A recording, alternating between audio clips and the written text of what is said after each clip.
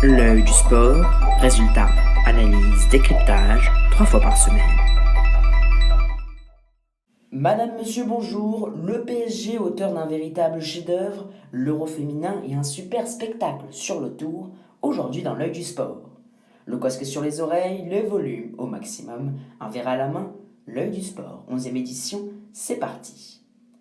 On pensait avoir tout vu, mais ce PSG-là, toujours affamé, semble inarrêtable. Après City, les Reds, Aston Villa, Arsenal, Atlético de Madrid et surtout un inoubliable 5-0 en finale de la Ligue des Champions, le champion d'Europe a écrasé le Real Madrid 4-0 en demi-finale de la Coupe du Monde des clubs dans un MetLife Stadium pro-madrilène rempli de légendes telles que Ronaldo, Deschamps et Ribéry. Paris a encore affirmé sa domination cette saison. La première période exceptionnelle a suffi à tuer le suspense. À la 24e, Paris menait déjà 3-0, un record pour un club français au XXIe siècle, dépassant l'OL en 2005. Ruiz et Dembélé ont profité de grosses erreurs d'Asensio et Rudiger à la 6e et 9e. Le troisième but, signé Ruiz à nouveau à la 24e sur une contre-attaque éclair d'Hakimi, est une pure création parisienne. Gianluigi Donnarumma n'a eu qu'un arrêt effectué à la 87e, tandis que Courtois évitait une plus large défaite avec 4 arrêts capitaux avant de céder face à Ramos à la 88e. Ce n'était pas le cadeau rêvé pour les adieux de Modric, mais Paris, déjà impitoyable face au Bayern et à Müller en quart, avance sans état d'âme, bien aidé par le milieu Vitinha, mais surtout les attaquants essentiels Kvaratskhelia et Désiré Doué. Dans 4 jours, Paris affrontera à Chelsea une finale pour devenir champion du monde, les premiers de l'histoire. C'est la deuxième fois que Paris inscrit 4 buts contre le Real en compétition officielle. C'est la statistique de la rencontre après le 4-1 en Coupe de l'UEFA 1992-1993.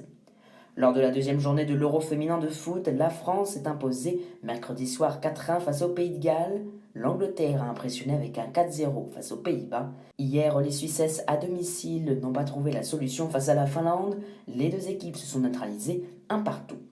2 infos médias aujourd'hui dans le monde du foot. Tout d'abord, la Ligue de football professionnel qui a dévoilé ce jeudi le nom et le contenu de la nouvelle chaîne qui diffusera la première division française la saison prochaine. C'est donc la plateforme Ligue 1+, qui sera créée. Le lancement est prévu le 15 août au moment de la reprise du championnat.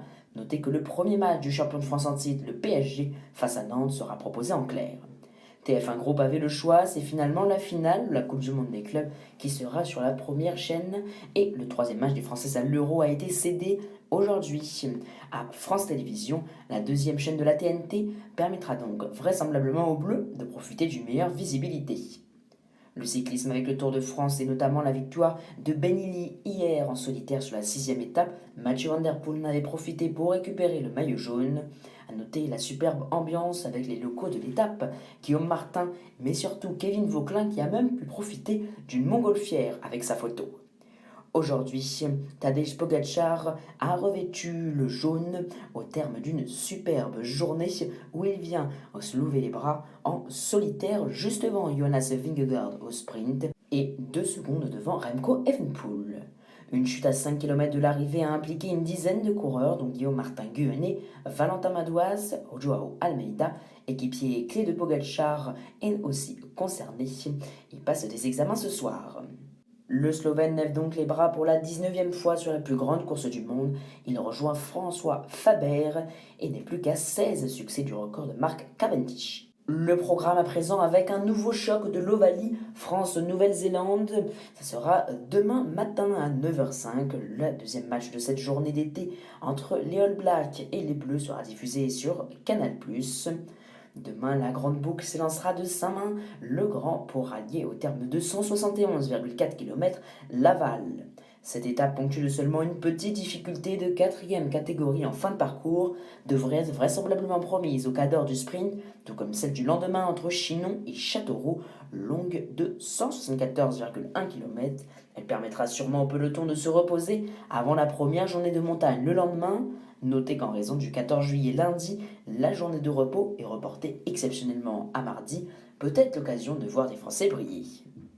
Ce samedi, en tennis à 17h, Anisimova affrontera Iga Swiatek pour la 3e finale du Grand Chelem de la saison. Le lendemain, à la même heure, Les vainqueurs des demi-finales du jour, qui ne sont pas encore terminées à l'heure de cet enregistrement, s'affronteront pour un nouveau titre. Novak Djokovic fait bien sûr figure de favori pour aller chercher une 25e couronne en Grand Chelem. Merci à vous d'avoir suivi les du sport. Likez, commentez, mais surtout partagez largement ce média autour de vous. Faites grandir notre belle famille d'amoureux du sport. Je vous donne rendez-vous pour ma part dimanche soir avec bien sûr tout ce qu'il faudra savoir de la finale de la Coupe du Monde des clubs Paris Saint-Germain-Chelsea.